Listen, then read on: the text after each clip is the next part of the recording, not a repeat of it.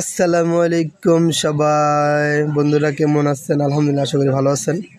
সাধারণত বন্ধু আমাকে সবসময় প্রশ্ন করে থাকে। আজকে বন্ধুকে আমি একটা প্রশ্ন করব, এমন প্রশ্ন যেটা আপনারা এই জীবনে শুনছেন কিনা আমার মনে হয় না।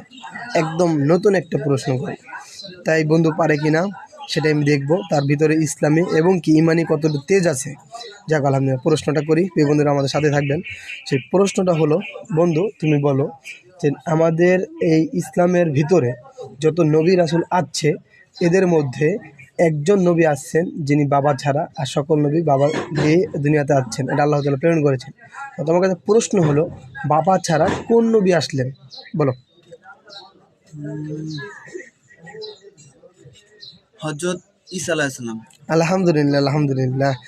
সাধারণত বন্ধু এটা হয়তো হাদিসের কথা শুনছিল এবং কি জানতে পারছে, এজন্য কিন্তু পেরেছে। বাট হঠাৎ করে কেউ এটা পারবে না এবং জানবে না। এখন প্রশ্ন হলো, ঈসা আলাইহিস সালাম নাম আমরা অনেকেই শুনেছি, বাট এটা কীভাবে